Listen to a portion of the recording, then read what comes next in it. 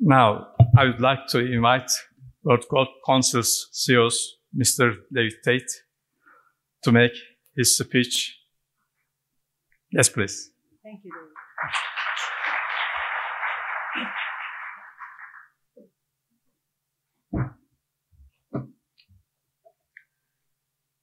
Good morning, ladies and gentlemen. My name is David Tate. I'm the CEO of the World Gold Council. I do apologize that I do not have the intellect to speak to you in Turkish today, and I hope the translation will work sufficiently. However, it is a pleasure to be here with you today, and thank you so much for the invitation. As you know, historically, geopolitical and economic uncertainties have driven investors towards gold.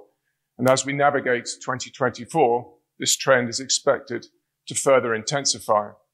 There are conflicts, trade tensions, and over 60 elections globally that are expected to fuel a persistent flight to safety, with gold emerging as the beacon of stability. However, amidst and perhaps because of all these shifting sands, the importance of sustainability and transparency within the gold industry, the supply chain, cannot be overstated.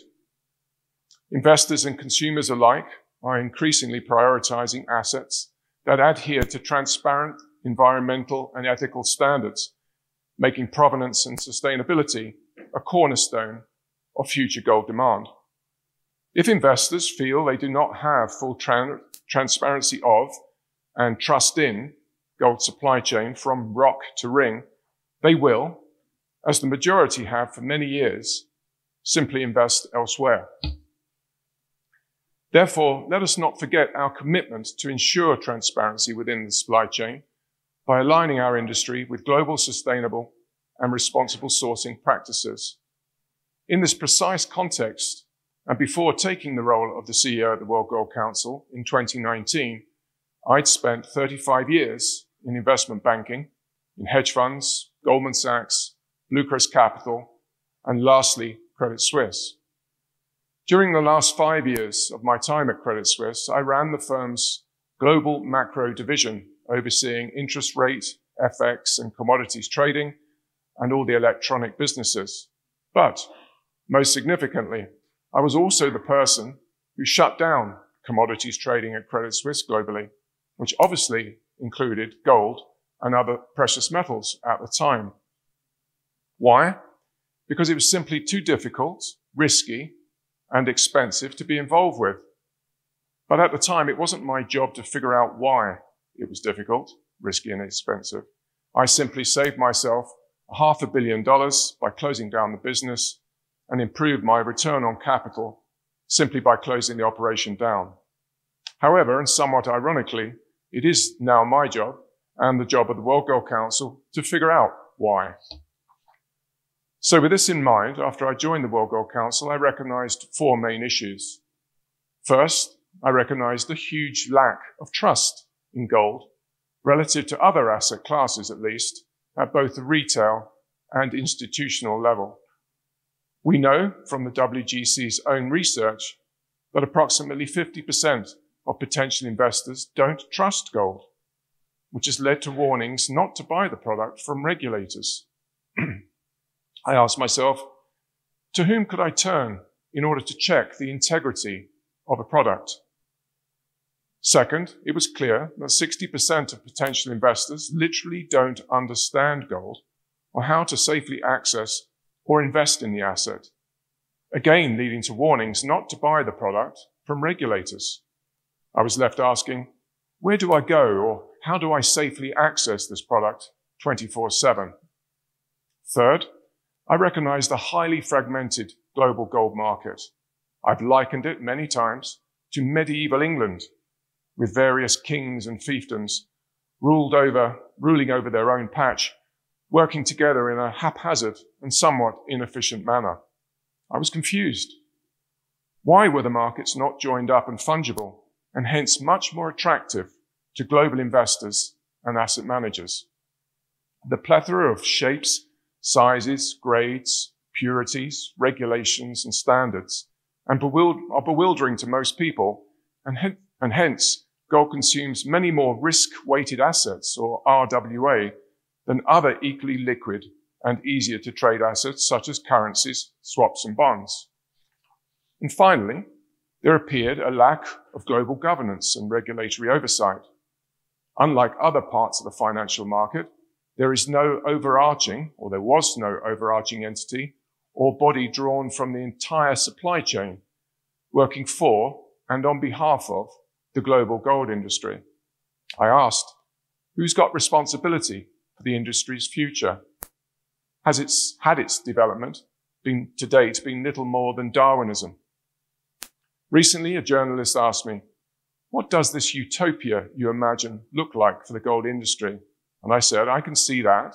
It's very clearly in my mind.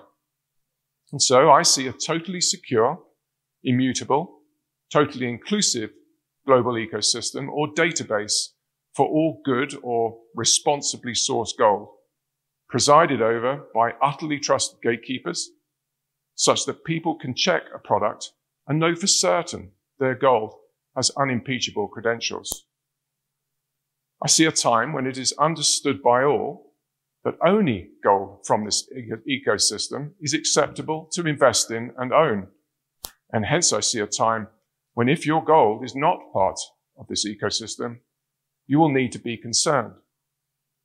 Because I see a time when the need to be part of this ecosystem becomes such a necessity in order to sell your gold that markets currently available for illegally produced gold or mined by exploited children decline to nothing. This is my goal, and I believe it should be our goal. And so, and in that context, the WGC have set out to solve for gold bar integrity, accessibility to gold, and fungibility of global markets, known to us as Gold 247. Firstly, integrity. The LBMA and WGC have partnered to develop and implement an international system of gold bar integrity, a database for all that responsible source gold I mentioned. In support of this goal, the WGC have invested in a company called Axidras, a Swiss-based technology company whom we firmly believe can provide the necessary robust technology our industry needs. The integrity program is using blockchain to create an exhaustive, immutable database for all gold, not just LBMA bars, but all delivery lists, with the aim to expand the trusted closed-loop ecosystem, which currently exists for the 400-ounce gold bar market, to incorporate smaller bars, including kilo bars. This will help consumers, investors, and all market participants trust that their gold is authentic, responsibly sourced, and produced. I fully expect that awareness and use of the database to become so ubiquitous and mainstream that there will come a time when buying gold without checking its credentials in the database will be simply unthinkable. All of the WGC's, the World Gold Council's 32 large-scale mining members, have agreed to adopt the GBI database such that there is, for the very first time, an immutable record of newly mined gold's journey from miner to refiner that the world can depend on. Our membership has not stopped there. All 32 WGC mining members pledged to enhance transparency within the gold supply chain by committing to annually disclose the names and locations of their refining partners, encompassing all operations where the primary revenue is derived from gold production. This is the first for our industry, and I'm proud of the progress we are making when it comes to transparency.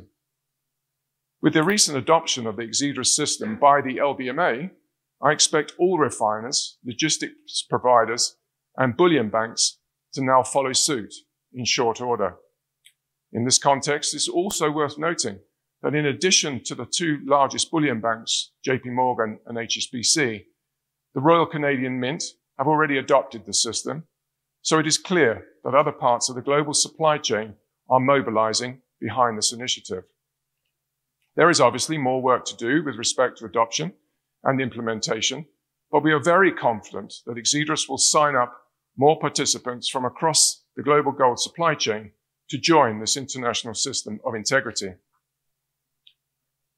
Global adoption of the Bullion Integrity Database is also the critical foundation stone for a more accessible and fungible market that will unlock much greater demand.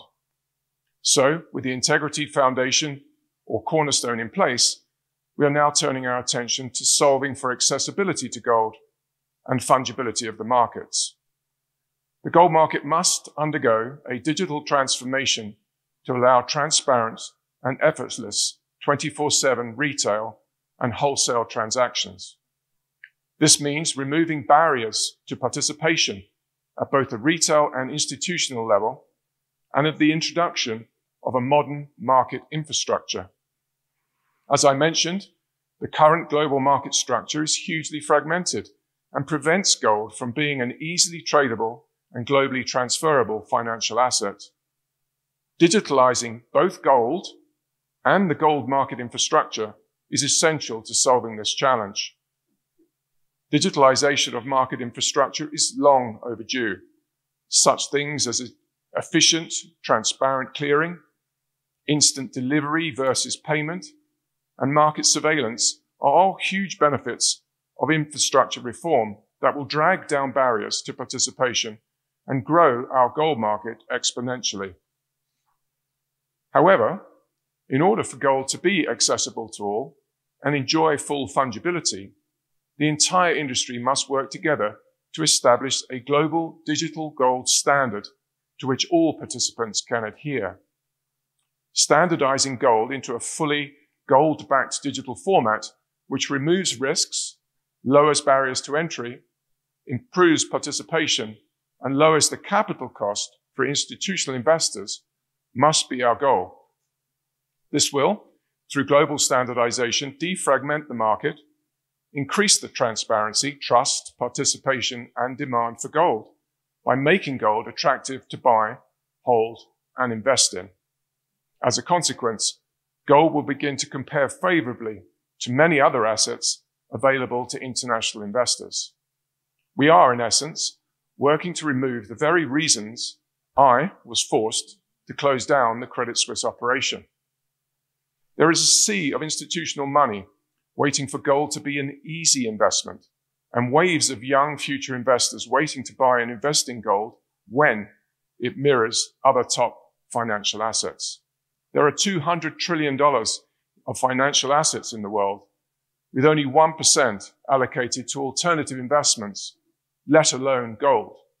Imagine if digitalization attracted just 5% of this 200 trillion to gold.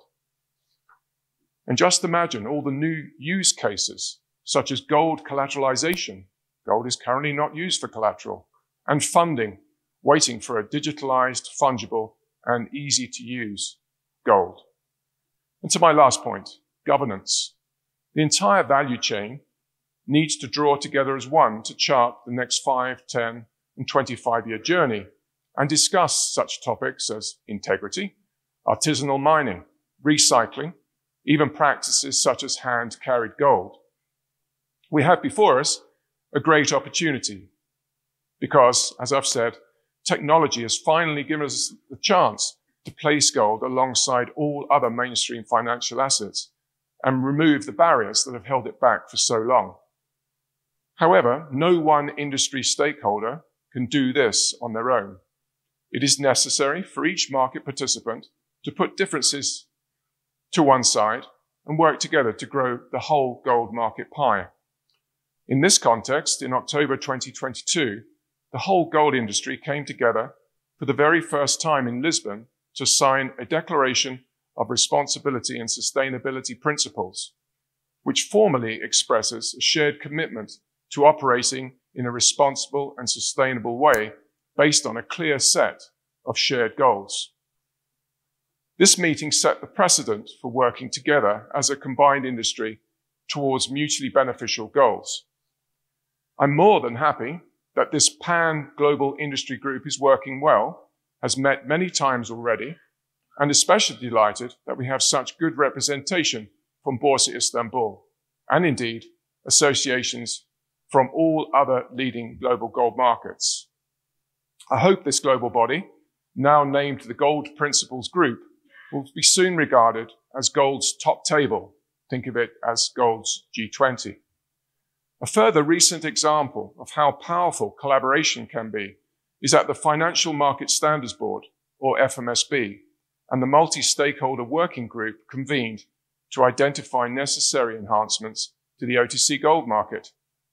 Over the past 5 long years, the Precious Metals Working Group, made up of the world's leading banks, financial associations, the LBMA, and the World Gold Council, has undertaken an extensive review of this market and published a number of observations as to how fairness, effectiveness, and transparency can be enhanced.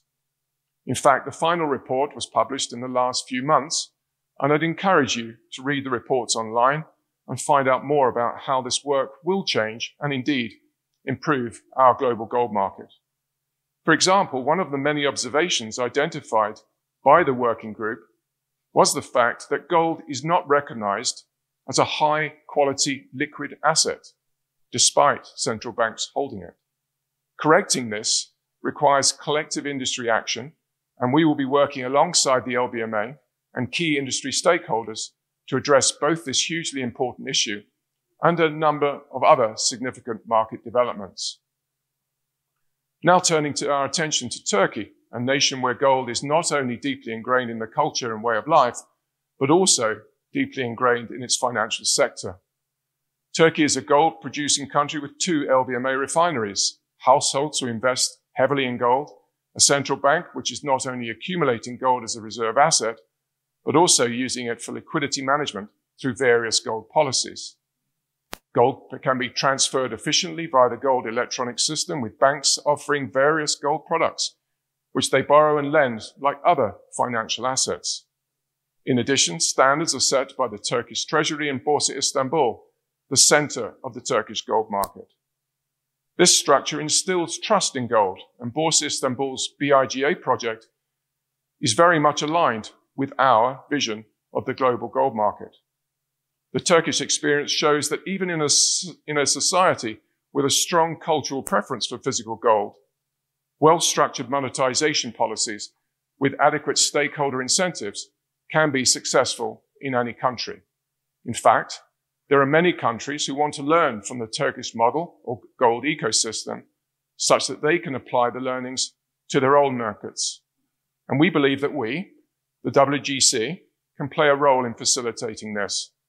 As you've heard, in early March, the WGC and Borsa Istanbul hosted a delegation of 20 policymakers from Indonesia, and I'm happy to say that these programs will continue. I wanted to take this opportunity to thank Borsa Istanbul, Turkish policymakers, plus all stakeholders for their continued support. The WGC will always be here to support the Turkish gold market.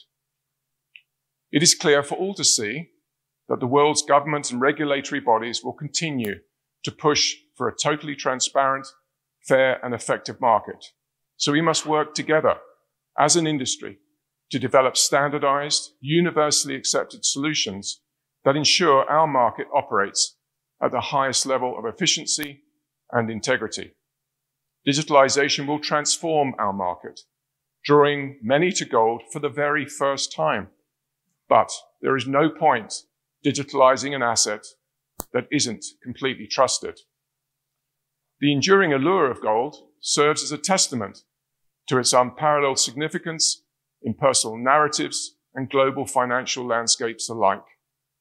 Though occasional fluctuations in demand may transpire, the intrinsic criticality of gold remains unwavering. In conclusion, navigating an evolving world dynamics reveals that gold's presence goes beyond its status as a mere commodity. It stands as a critical mineral, intricately woven into the fabric of our cultural, emotional, and economic landscapes. Gold's universally recognized criticality positioned it as an enduring and indispensable element in our collective human story. Thank you, everyone.